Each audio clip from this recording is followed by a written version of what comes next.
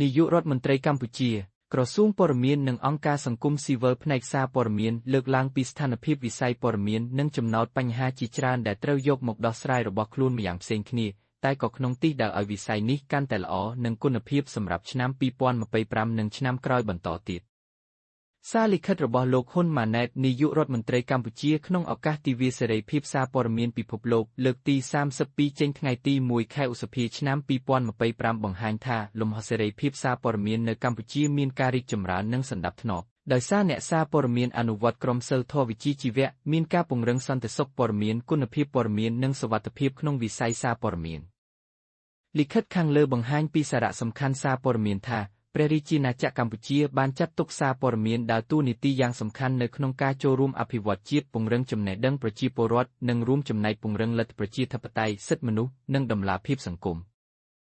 ទន្ទឹមនេះលិខិតខាងលើក៏បានលើកពីអនុសាសន៍របស់នាយករដ្ឋមន្ត្រី6ចំណុចសម្រាប់ក្រសួងព័ត៌មានដើម្បីរៀបចំសណ្ដាប់ធ្នាប់នៅក្នុងវិស័យសារព័ត៌មានដូចជារៀបចំច្បាប់និងលិខិតបទដ្ឋានថ្មីបន្ថែមទៀតបន្តពង្រឹងសមត្ថភាពអ្នកសារព័ត៌មានបន្តដឹកនាំយុទ្ធនាការប្រឆាំងព័ត៌មានក្លែងក្លាយកំណត់គោលការណ៍ណែនាំនៃក្រមសីលធម៌ស្តីពីការប្រើប្រាស់បញ្ញាសិប្បនិម្មិតរៀបចំស្តង់ដារលក្ខខណ្ឌសូមបង្កើតអង្គភាពសារព័ត៌មាននិងទទួលស្គាល់ជាអ្នកសារព័ត៌មាននិងលើកកម្ពស់ការទូតព័ត៌មានសម្រាប់សេចក្តីប្រកាសព័ត៌មានស្តីពីការផ្សព្វផ្សាយរបាយការណ៍ស្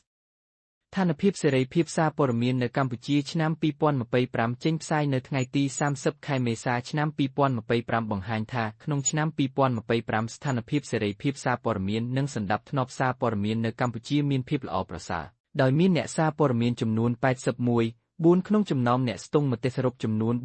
467អ្នកតំណាងអ្នកសារព័ត៌មានទាំងអស់ចំពោះលោកណេតភេត្រារដ្ឋមន្ត្រីក្រសួងព័ត៌មានលើកឡើងពីស្ថានភាពមួយផ្នែកទៀតនៃវិស័យព័ត៌មាននៅក្នុងពិធីសំណេះសំណាលនិងពិសាអាហារសាមគ្គីជាមួយអ្នកសារព័ត៌មានលើកទី7ឆ្នាំ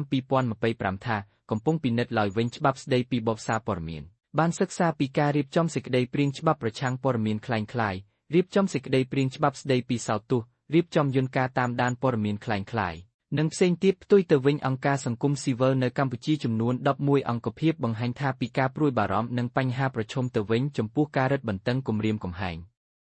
ទៅលើប្រព័ន្ធផ្សព្វផ្សាយឯករាជ្យកម្ពុជាដែលមានរូបភាពជាការយាយីតាមផ្លូវច្បាប់ការគំរាមកំហែងការចាប់ខ្លួនការដកហូតអាជ្ញាប័ណ្ណការដាក់កំហិតនិងស្ថានភាពអាចផ្ដាច់មូលនិធិផ្សេងដែលជាហេតុនាំឲ្យអ្នកព័ត៌មានវិជ្ជាជីវៈតិចផលិតព័ត៌មានតិចពលរដ្ឋដឹករឿងតិចនេះបើយើងតាមសេចក្តីប្រកាសរួមរបស់អង្គការសង្គមស៊ីវិលចុះថ្ងៃទី2ខែឧសភាឆ្នាំ2025សេចក្តីប្រកាសរួមបន្តថាកម្ពុជាបានជាប់ចំណាត់ថ្នាក់ទី128ក្នុងចំណោម180ប្រទេសក្នុងឆ្នាំ2016នៅក្នុងសន្ទុះសេរីភាពសារព័ត៌មានពិភពលោកយោងតាមអង្គការអ្នកសារព័ត៌មានគ្មានព្រំដែន RSF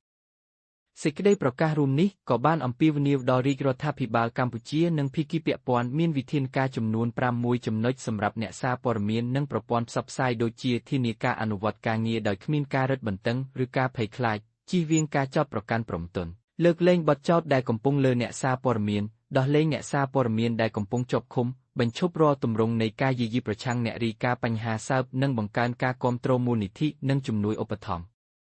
គួរបញ្ជាក់ផងដែរថានៅរបាយការណ៍ស្ថានភាពសេរីភាពសារព័ត៌មាន2025ក៏មានពីស្ថានភាពផ្សេងទៀតរបស់វិស័យព័ត៌មាននៅកម្ពុជាតាមរយៈទស្សនៈរបស់អ្នកព័ត៌មានជាច្រើនផងដែរតួយ៉ាងទំព័រ31មានទស្សនៈរបស់លោកញឹមសុផលចាងហ្វាំងវិទ្យុបារាំងអន្តរជាតិរវ៉ៃបង្ហាញថាការផ្សព្វផ្សាយតាមរយៈអ្នកកាសែតពលរដ្ឋនិងមហាជននៅលើបណ្ដាញសង្គមដែលមិនមានជំនាញវិជ្ជាជីវៈនិងក្រមសីលធម៌ទៅលើគ្រប់ទិដ្ឋភាពទាំងអស់នយោបាយសង្គមសេដ្ឋកិច្ច